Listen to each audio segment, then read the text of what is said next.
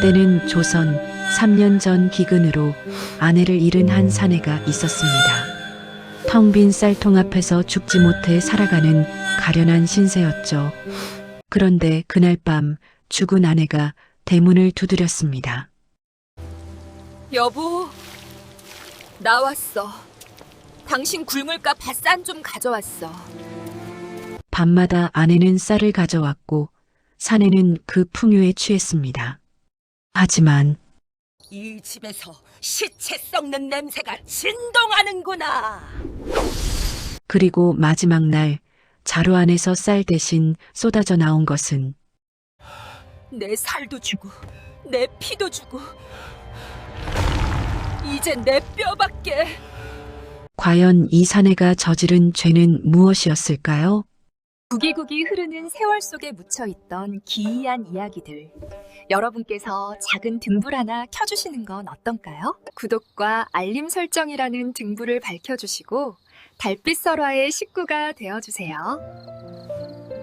폭우가 쏟아지는 밤이었습니다. 퇴락한 한옥의 처마에서 빗물이 주르륵 흘러내리고 천장 구석에서는 빗물이 뚝뚝 떨어져 내립니다. 방 한가운데 한 사내가 텅 빈 쌀통을 멍하니 바라보고 있습니다. 그의 이름은 한석. 한때는 과거 시험을 준비하던 양반 출신이었으나 연이은 낙방과 기근으로 폐인이 되어버린 사내였습니다. 3년 전 그의 여름은 유독 지독했습니다. 하늘은 비 한 방울 내리지 않았고 땅은 갈라져 곡식을 내놓지 않았습니다. 마을 사람들은 하나둘 떠나기 시작했고 남은 이들은 풀뿌리와 나무 껍질로 연명했습니다. 한석의 아내 옥부는 그런 남편을 지극정성으로 보살폈습니다. 마지막 남은 쌀 한 줌도 남편에게 먼저 주고 자신은 맹물로 배를 채우던 현처였습니다. 그러던 어느 날 옥분이 한석에게 말했습니다. 여보, 제가 산 너머 친정에 가서 쌀 좀 구해올게요. 당신이 이렇게 굶으면 제 마음이 찢어질 것 같아요. 한석은 만류했지만 옥부는 이미 마음을 굳힌 듯 했습니다. 가냘픈 몸으로 쌀자루를 메고 산길을 오르는 아내의 뒷모습을 바라보던 그날이 한석이 본 아내의 마지막 모습이었습니다. 사흘이 지나도 옥부는 돌아오지 않았습니다. 일주일이 지나도 한 달이 지나도 소식이 없었습니다. 마을 사람들과 함께 산을 뒤졌지만 아무런 흔적도 찾을 수 없었습니다. 한석은 아내가 산적을 만났거나 혹은 굶주림에 지쳐 어디선가 쓰러졌을 거라 짐작했습니다. 결국 빈 무덤만 만들어 장례를 치렀고 그 이후로 한석은 산송장처럼 살아왔습니다. 그리고 3년이 흘렀습니다. 한석은 여전히 그 집에서 아내의 흔적이 남아있는 그 방에서 하루하루를 보내고 있었습니다. 오늘도 술로 끼니를 때우고 텅 빈 쌀통을 바라보며 한숨을 내쉽니다. 옥분아, 내가 당신을 제대로 지켜주지 못했구려. 미안하오, 정말 미안하오. 그때였습니다. 빗소리를 뚫고 기묘한 소리가 들려왔습니다. 똑똑똑. 규칙적이고 건조한 노크 소리가 대문을 울립니다. 한석은 귀를 기울였습니다. 이 야심한 시각에 이 폭우 속에서 누가 찾아온단 말입니까? 똑똑똑. 소리는 점점 더 또렷해졌습니다. 한석은 무거운 몸을 이끌고 마당으로 나섰습니다. 빗물이 얼굴을 때렸지만 그는 대문 쪽으로 다가갔습니다. 손을 뻗어 대문 걸쇠를 풀고 천천히 문을 열었습니다. 그 순간 한석의 온몸이 얼어붙었습니다. 문틈 사이로 한 여인이 서 있었습니다. 비에 흠뻑 젖은 채 창백한 얼굴로 그를 바라보고 있는 여인. 3년 전 죽은 아내 옥분이었습니다. 그녀의 눈은 초점이 없었고 피부는 달빛보다 하얗게 질려 있었습니다. 하지만 분명 아내의 얼굴이었습니다. 그녀의 어깨에는 커다란 쌀자루가 메워져 있었습니다. 옥분이 입을 열었습니다. 감정 없는 낮고 건조한 목소리였습니다. 여보, 나왔어. 당신 굶을까봐 쌀 좀 가져왔어. 으악. 한석은 비명을 지르며 뒤로 넘어졌습니다. 옥부는 천천히, 아주 천천히 마당 안으로 들어섰습니다. 한석은 뒷걸음질 치며 소리쳤습니다. 당신은 죽었소? 3년 전에 죽었다고. 사람이요, 귀신이요. 옥부는 대답 대신 같은 말을 반복했습니다. 당신 굶을까봐. 쌀 좀 가져왔어. 그녀가 지나간 자리를 보니 발자국이 남지 않았습니다. 진흙바닥인데도 아무런 흔적이 없었습니다.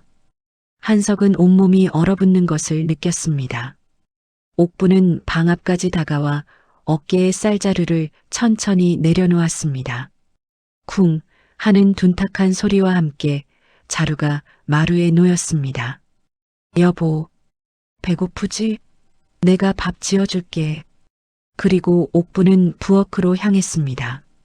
한석은 공포에 질려 움직이지 못했습니다.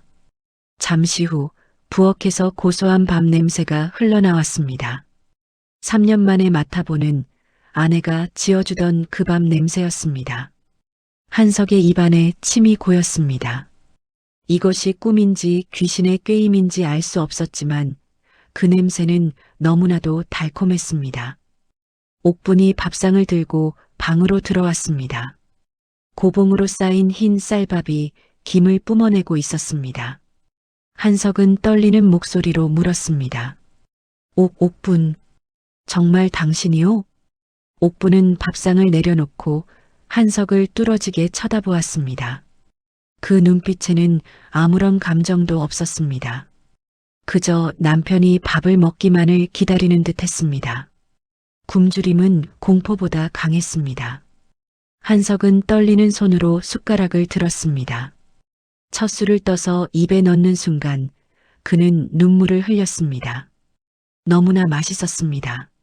3년 동안 풀뿌리와 나무 껍질만 먹던 그에게 이 쌀밥은 세상 그 무엇보다 귀했습니다. 그는 미친 듯이 밥을 먹기 시작했습니다. 꿀꺽, 꿀꺽. 목구멍으로 넘어가는 것이 쌀밥인지 죄책감인지 알 길이 없었습니다. 하지만 그는 멈추지 못했습니다. 한 그릇을 다 비우고 나서야 한석은 정신을 차렸습니다. 옥부는 여전히 그 자리에 앉아 남편을 바라보고 있었습니다. 여보, 맛있어? 한석은 고개를 끄덕였습니다. 옥분의 입가에 희미한 미소가 번졌습니다. 그리고 그녀는 천천히 일어나 방을 나갔습니다. 한석이 뒤따라 나가려 했지만 옥분의 모습은 이미 어둠 속으로 사라진 뒤였습니다. 해가 떠올랐습니다. 한석은 어젯밤 일이 꿈인가 싶어 방을 둘러보았습니다. 하지만 방 한구석에는 옥분이 가져온 쌀자루가 그대로 놓여 있었습니다. 그는 황급히 자루를 열어보았습니다. 안에는 최상품 햅쌀이 가득 들어 있었습니다. 이게 정말인가? 한석은 쌀 한 줌을 쥐어보았습니다. 손에서 흘러내리는 쌀알들이 햇빛에 반짝였습니다. 이것은 환상이 아니었습니다. 진짜 쌀이었습니다. 3년 만에 만져보는 진짜 쌀이었습니다. 그날 한석은 쌀 한 대를 들고 장터로 향했습니다. 쌀 장수가 그의 쌀을 보더니 깜짝 놀랐습니다. 이야, 이 쌀 좀 보게. 요즘 보기 드문 최상품 햅쌀이로구먼. 어디서 구했나? 그냥 친척이 보내준 것이요. 쌀 장수는 비싼 값을 쳐주었습니다. 한석은 3년 만에 처음으로 큰 돈을 손에 쥐었습니다. 그의 눈에 다시 생기가 돌기 시작했습니다. 그는 그 돈으로 고기와 술을 사서 집으로 돌아왔습니다. 그날 밤도 옥부는 찾아왔습니다. 똑같이 쌀자루를 메고 똑같이 밥을 지어주었습니다. 한석은 이번에는 덜 놀랐습니다. 아니, 어쩌면 기다리고 있었는지도 모릅니다. 그는 아내가 지어준 밥을 맛있게 먹었고 해가 뜨면 옥부는 다시 사라졌습니다. 일주일이 지났습니다. 옥부는 매일 밤 찾아왔고 매일 새로운 쌀자루를 가져왔습니다. 한석은 그 쌀을 팔아 돈을 벌기 시작했습니다. 처음에는 죄책감이 들었지만 점점 그 감정은 무뎌졌습니다. 돈이 생기고 배가 부르니 살아있다는 느낌이 들었습니다.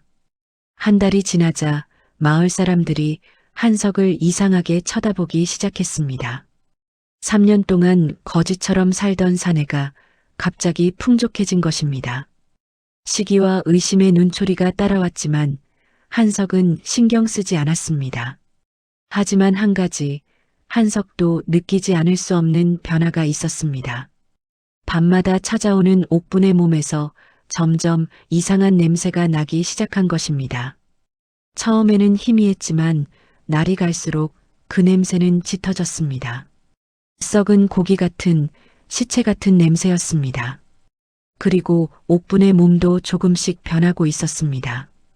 살이 조금씩 말라가는 것 같았고 피부는 더욱 창백해졌습니다. 하지만 한석은 애써 외면했습니다. 쌀만 계속 가져온다면 그것으로 충분했습니다. 어느 날 낮 한석이 마당을 쓸고 있을 때였습니다.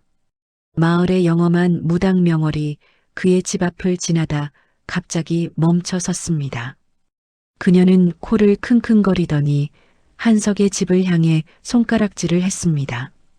이 집에서 시체 썩는 냄새가 진동하는구나. 한석, 내 놈 무슨 짓을 한 것이냐? 한석은 깜짝 놀라 빗자루를 떨어뜨렸습니다. 명월은 눈을 부릅뜨고 그를 노려보았습니다. 이 집안에 죽은 자의 기운이 가득하다. 당장 내쫓지 않으면 내 놈도 명을 재촉할 것이야. 한석은 황급히 손사래를 쳤습니다. 무슨 소리요? 이 집에는 나 혼자뿐이요. 쓸데없는 소리 말고 어서 가시구려. 명월이 한 걸음 더 다가서며 경고했습니다. 이 미련한 놈아, 내가 먹는 것이 쌀인 줄 아느냐? 그것은 죽은 자의 살점이요, 원한이다. 한석의 얼굴이 창백해졌습니다. 하지만 그는 재물을 잃을까 두려워 명월을 향해 고함을 질렀습니다. 헛소리 집어치우시오. 내 집에서 당장 꺼지시오. 명월은 혀를 차며 고개를 저었습니다. 후회할 날이 올 것이다. 미련한 놈. 그녀는 돌아서서 사라졌습니다. 한석은 가슴을 쓸어내리며 집 안으로 들어갔습니다. 하지만 명월의 말이 머릿속에서 맴돌았습니다. 죽은 자의 살점? 원한? 설마 그럴 리가. 그날 밤 옥분이 다시 찾아왔습니다.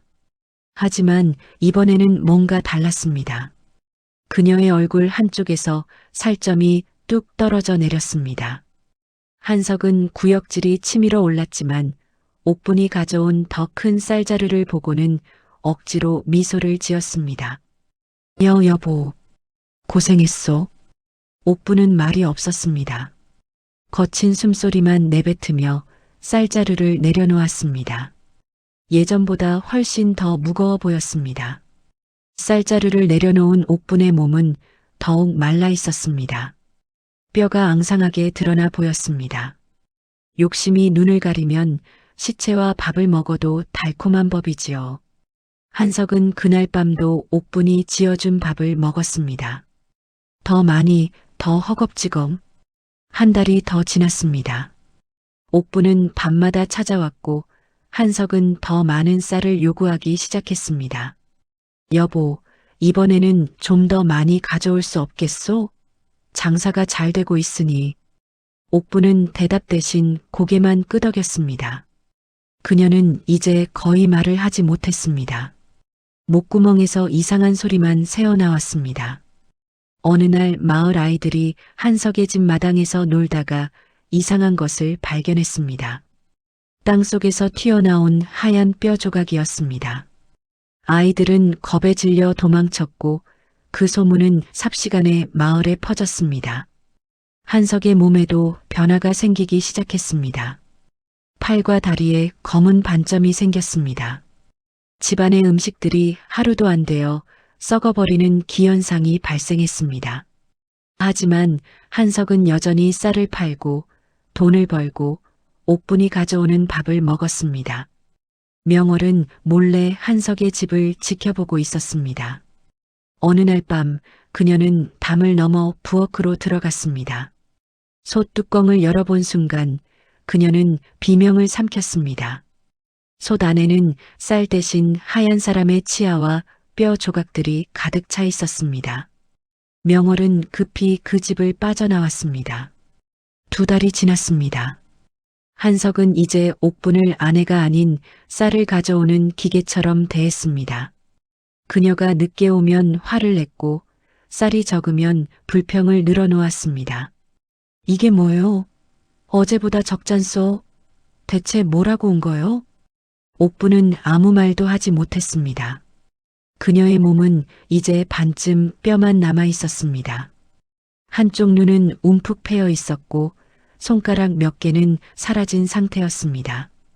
그날 밤 옥분이 마지막 쌀자루를 가져왔습니다. 평소보다 훨씬 더 무거워 보이는 자루였습니다. 그녀는 자루를 한석 앞에 놓고 처음으로 눈물을 흘렸습니다. 하지만 그 눈물은 맑은 물이 아니라 붉은 피였습니다. 피눈물이 뺨을 타고 흘러내렸습니다. 옥분이 떨리는 목소리로 말했습니다. 여보, 이제 이게 마지막이야. 한석은 그 말에 신경도 쓰지 않고 쌀자루를 끌어당겼습니다. 마지막?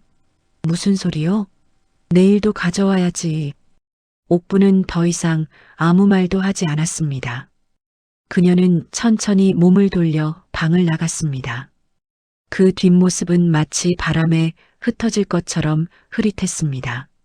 한석은 쌀자루를 안고 환하게 웃었습니다. 이제 이 쌀을 팔면 또 큰 돈을 벌 수 있을 것입니다. 그는 내일 아침을 기다리며 잠자리에 들었습니다. 하지만 그날 밤 한석은 이상한 꿈을 꾸었습니다. 낭떠러지 아래 누워있는 옥분의 모습이었습니다. 그녀는 피를 흘리며 손을 뻗고 있었습니다. 그리고 한석 자신이 그 손을 외면하고 쌀자루만 들고 도망가는 모습이었습니다. 한석은 식은땀을 흘리며 깨어났습니다. 가슴이 두근거렸습니다.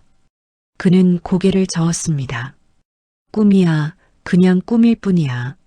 하지만 그의 가슴 한구석에서는 무언가가 속삭이고 있었습니다. 잊으려 했던 무언가가, 묻어두려 했던 진실이 꿈틀대고 있었습니다. 새벽이 밝아왔습니다. 한석은 쌀자루를 열어보려 했습니다.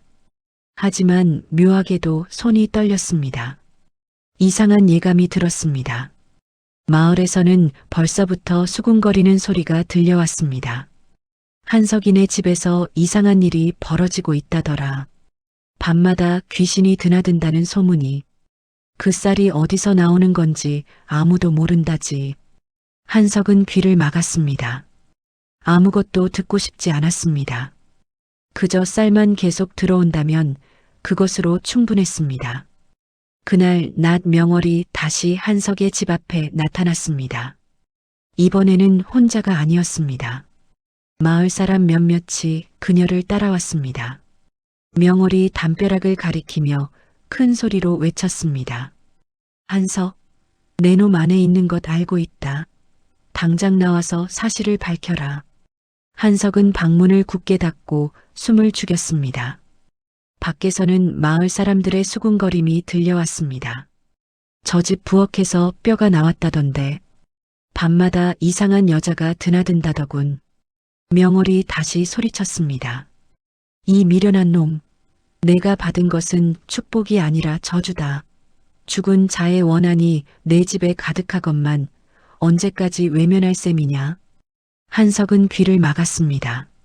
하지만 명월의 목소리는 벽을 뚫고 들어왔습니다. 내가 먹는 쌀은 쌀이 아니다. 그것은 내 아내의 살점이요, 뼈다. 깨닫지 못하겠느냐? 한석의 얼굴이 흙빛으로 변했습니다. 하지만 그는 고개를 저었습니다. 아니다. 그럴 리 없다. 명월은 그저 나를 시기하는 것일 뿐이다. 한참을 기다리던 마을 사람들은 결국 돌아갔습니다. 명월은 떠나기 전 마지막으로 말했습니다. 후회하게 될 것이다, 한석아. 진실은 언젠가 내 앞에 나타날 것이니. 그날 밤 한석은 떨리는 손으로 옥분이 남긴 마지막 쌀자루를 바라보았습니다. 열어보고 싶으면서도 두려웠습니다. 명월의 말이 자꾸 떠올랐습니다. 내 아내의 살점이요, 뼈다. 말도 안 돼. 그럴 리가 없어. 하지만 한석의 손은 이미 자루의 끈을 풀고 있었습니다. 자루가 열리는 순간 한석의 눈이 커졌습니다. 안에서 쌀 대신 해골과 뼈들이 우수수 쏟아져 나왔습니다. 한석은 비명을 지르며 뒤로 물러났습니다. 으악, 이게 무슨... 해골의 턱뼈가 움직이며 옥분의 목소리가 흘러나왔습니다. 내 살도 주고, 내 피도 주고, 이제 내 뼈밖에 남지 않았어. 여보, 맛있게 먹어. 방 안의 촛불이 일제히 꺼졌습니다. 어둠 속에서 무언가 움직이는 소리가 들렸습니다. 한석은 공포에 질려 벽에 등을 기댔습니다. 그때 갑자기 3년 전의 기억이 파도처럼 밀려왔습니다. 깊은 산속이었습니다. 한석은 실종된 아내를 찾아 헤매고 있었습니다. 사흘째 되던 날 새벽 그는 낭떠러지 아래에서 신음소리를 들었습니다. 내려가 보니 그곳에는 피를 흘리며 쓰러진 옥분이 누워 있었습니다. 여보. 옥분은 가까스로 손을 뻗었습니다. 그녀의 옆에는 산적에게 뺏기지 않으려고 끝까지 지킨 쌀자루가 있었습니다. 한석은 아내에게 달려가려 했습니다. 하지만 그 순간 그의 눈이 쌀자루에 멈췄습니다. 쌀자루, 저 안에 쌀이 가득하다. 3년 동안 먹어보지 못한 쌀이.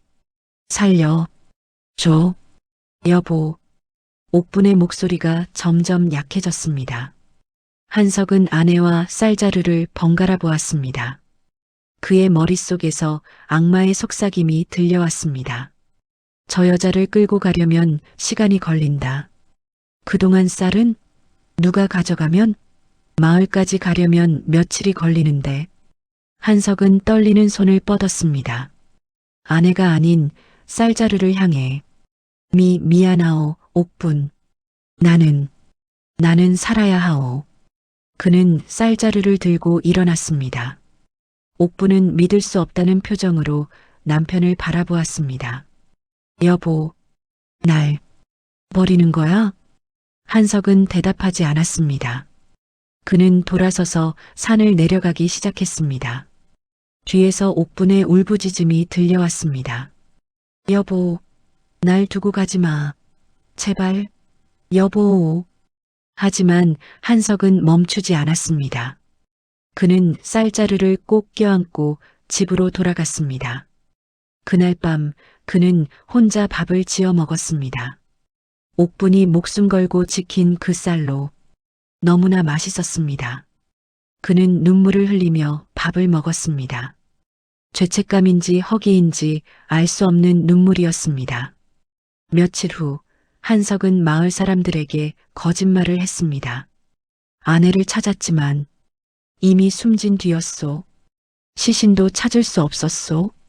그는 빈 무덤을 만들어 장례를 치렀습니다.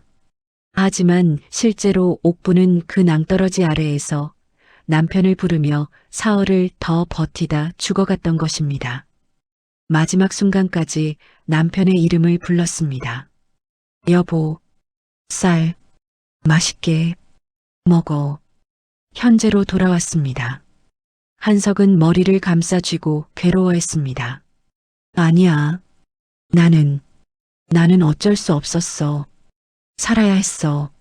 하지만 그의 변명을 들어줄 사람은 없었습니다.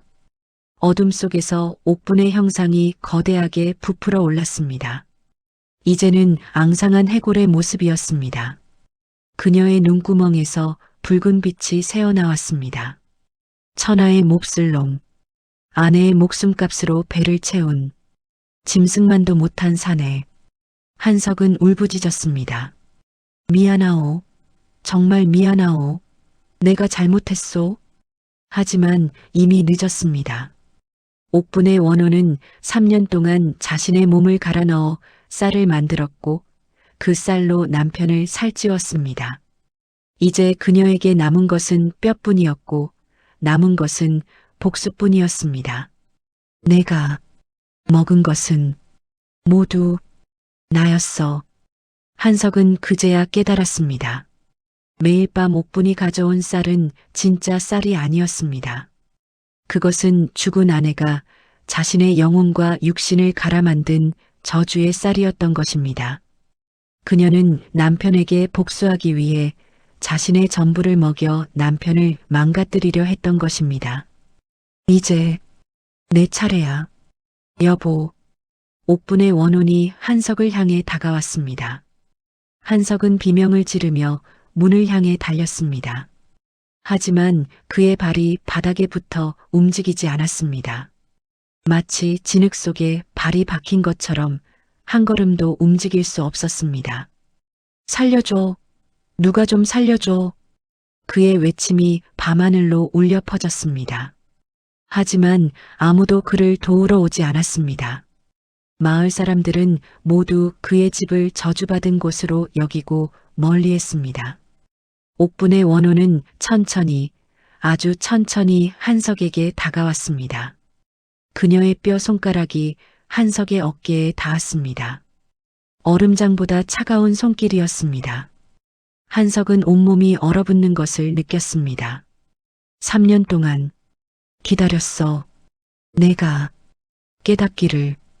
옥분의 목소리에는 슬픔과 원망이 뒤섞여 있었습니다.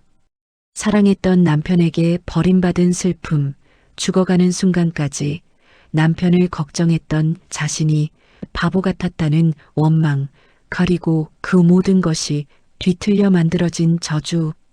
미안하오. 정말 미안하오. 한석은 더 이상 변명하지 않았습니다. 그는 자신이 저지른 죄를 알고 있었습니다. 아내를 버리고 쌀을 선택했던 그날의 죄를, 그리고 3년 동안 아내의 희생을 탐욕으로 갈아 삼켰던 죄를. 옥분의 원혼이 한석을 끌어안았습니다. 차가운 품이었습니다. 한때는 따뜻했을 그 품이 이제는 죽음의 냉기로 가득 차 있었습니다. 함께 가자, 여보. 그 순간 밖에서 명월의 목소리가 들려왔습니다. 한석, 아직 늦지 않았다. 진심으로 참회하라. 명월이 급히 달려와 문을 두드렸습니다. 하지만 문은 안에서 잠겨 있었습니다. 그녀는 주문을 외우며 부적을 문에 붙였습니다. 잠시 옥분의 원혼이 주춤했습니다. 한석, 내가 진심으로 뉘우친다면 아직 살 길이 있다. 하지만 한석의 입에서는 말이 나오지 않았습니다. 그는 옥분의 눈을 바라보았습니다. 그 눈에는 여전히 자신을 향한 무언가가 남아 있었습니다. 사랑인지 증오인지 아니면 둘 다인지. 한석은 떨리는 목소리로 말했습니다. 옥분, 나를 용서해 줄 수 있겠소? 옥분의 원호는 대답하지 않았습니다. 그녀는 그저 남편을 안고 있을 뿐이었습니다. 해시태그 사부 저주의 완성, 끊을 수 없는 업보 3600자. 밖에서는 명월이 계속 주문을 외우고 있었지만 옥분의 원한은 너무나 강했습니다. 한석은 떨리는 목소리로 다시 물었습니다. 옥분, 정말 나를 용서할 수 없겠소? 옥분의 해골이 천천히 고개를 저었습니다. 그녀의 턱뼈가 덜컥거리며 말했습니다. 3년을 기다렸어. 내가 후회하기를, 내가 찾으러 오기를. 하지만 너는 그 쌀을 팔아 배를 채웠지. 내 살을 먹고, 내 피를 마시고, 내 뼈까지 먹었어. 한석은 고개를 떨구었습니다. 변명할 말이 없었습니다. 그녀의 말은 모두 사실이었으니까요. 나는 그날 밤 죽었어. 내가 떠난 지 사흘 만에 마지막까지 너를 불렀어. 하지만 넌 오지 않았지. 쌀이 더 소중했으니까. 한석의 눈에서 눈물이 흘러내렸습니다. 진심 어린 후회의 눈물이었습니다. 미안하오. 당신 말이 맞소. 나는 짐승만도 못한 놈이요. 당신을 버리고 쌀을 선택했소. 그리고 3년 동안 당신의 희생을 탐욕으로 갉아먹었소. 옥분의 해골이 한석의 얼굴을 들여다보았습니다. 빈 눈구멍에서 흘러나오는 붉은 빛이 조금 약해졌습니다. 후회하는구나. 진심으로. 그렇소. 진심이요. 나는 당신 없이는 아무것도 아니었소. 당신이 죽고 나서야 그 쌀이 얼마나 무거운 것이었는지 알았소. 옥분의 해골이 떨리기 시작했습니다. 그녀의 뼈 손가락이 한석의 뺨을 어루만졌습니다. 차가웠지만 한때는 따뜻했던 그 손길의 흔적이 남아 있었습니다. 여보, 나는 정말 당신이 살아주기를 바랐어. 내가 죽더라도 당신만은. 한석은 옥분의 손을 잡았습니다. 이제 뼈만 남은 그 손을 알고 있어. 당신이 얼마나 나를 사랑했는지. 하지만 나는 그 사랑을 배신했소. 밖에서 명월의 목소리가 다시 들려왔습니다. 한석, 만약 내가 진심으로 뉘우치고 있다면 옥분도 너를 놓아줄 것이다. 서로를 놓아주어라. 옥분의 해골이 고개를 돌려 문 쪽을 바라보았습니다. 그리고 다시 한석을 보았습니다. 그녀의 목소리가 떨렸습니다. 여보, 나는 정말 복수하고 싶었어. 너를 고통스럽게 하고 싶었어. 하지만 옥분의 말은 이어지지 않았습니다. 그녀의 몸이 흔들리기 시작했습니다. 뼈들이 덜컥거리며 무너질 것처럼 보였습니다. 한석은 옥분을 끌어안았습니다. 이제는 뼈만 남은 그녀를. 옥분, 나와 함께 가자. 저승에서라도 내가 당신에게 제대로 사과하면서 살겠소. 아니야. 너는 살아야 해. 옥분의 목소리가 점점 작아졌습니다. 그녀의 몸에서 붉은 빛이 서서히 사라지기 시작했습니다. 내가 너를 저승으로 끌고 가면 그건 또 다른 죄야. 나는 이미 너무 많은 죄를 지었어. 내 원한 때문에 내 몸을 갈아서 너에게 먹였어. 그것도 죄야. 한석은 고개를 저었습니다. 아니요. 그건 내가 지은 죄의 대가였소. 당신은 잘못이 없소. 옥분의 해골이 한석의 품에서 천천히 무너지기 시작했습니다. 뼈들이 하나씩 빛으로 변하며 공중으로 흩어졌습니다. 여보, 다음 생에는 내가 당신을 먼저 찾을게. 그때는 제대로 사랑하자. 옥분. 하지만 그녀는 이미 사라지고 있었습니다. 마지막 남은 해골의 머리가 한석의 손 안에서 빛으로 변했습니다. 그 빛이 한석의 가슴 속으로 파고들었습니다. 한석은 가슴을 움켜쥐었습니다. 뜨거운 무언가가 심장을 태우는 것 같았습니다. 고통스러웠지만 동시에 따뜻했습니다. 옥분의 마지막 온기였습니다. 명월이 문을 부수고 들어왔습니다.